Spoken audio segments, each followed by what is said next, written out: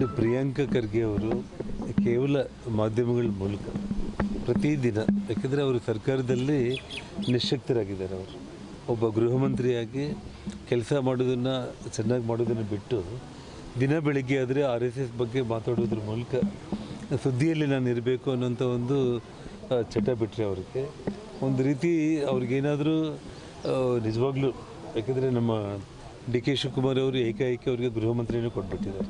ತುಂಬ ಜವಾಬ್ದಾರಿಯುತ ಮಂತ್ರಿ ಸ್ಥಾನ ಅದು.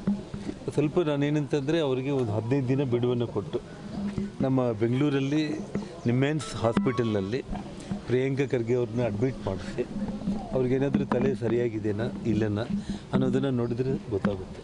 ಯಾಕೆಂದರೆ ಜವಾಹರ್ಲಾಲ್ ನೆಹರುವಿಂದ ಹಿಡಿದು ಇಂದಿರಾ ಗಾಂಧಿಯಿಂದ ಹಿಡಿದು, ಅಂದರೆ ಇವರ ತಂದೆ ಕಾಲದಿಂದ ಇವರು ನೋಡಿರುವಂಥ ರಾಜಕಾರಣಿಗಳು ದೇಶವನ್ನು ಆಡಳಿತ ಮಾಡಿರೋರಿಂದ ಹಿಡಿದು RSSನ ಅಲುಗಾಡಿಸೋದಕ್ಕೆ ಯಾರ ಕೈಲಾಗಲಿಲ್ಲ.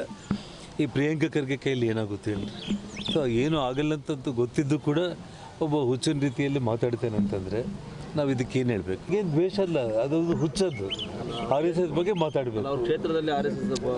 ಮೇನ್ ವಿಷಯ ಏನಂದರೆ ಅಲ್ಲಲ್ಲ, ಇಲ್ಲಿ ಭಾಳ ಇಂಪಾರ್ಟೆಂಟ್ ಪಾಯಿಂಟ್ ಏನಂತಂದರೆ RSSಲ್ಲಿ ಪಥಸಂಚಲನಕ್ಕೆ ಇವತ್ತೇನು ಶೋಭಾಯಾತ್ರೆಗೆ ಅವಕಾಶ ಮಾಡಿಕೊಡಲ್ಲ ಅಂಥೇಳಿ ತುಂಬ ನಾವು RSS ಅವರು ಹೈಕೋರ್ಟ್ಗೆ ಹೋಗಿ ಬಂದು ಅದಕ್ಕೊಂದು ಲಿಮಿಟೆಡಾಗಿ ಒಂದು 300 ಮಂದಿ ಜೊತೆಯಲ್ಲಿ ಪಥಸಂಚಲನ ಶೋಭಾಯಾತ್ರೆ ಮಾಡಬೇಕು ಅಂತೇಳಿ ಆರ್ಡ್ರ್ ಆದರೂ ಕೂಡ, ಆದರೆ ನೋಡಲಿಕ್ಕೆ ಬಂದಿರುವಂಥದ್ದು ಲಕ್ಷಾಂತರ ಜನರು ಬಂದಿರೋದು. ಸೊ ಅವರಿಗೆ ದಿಗಿಲಾಗಿದೆ.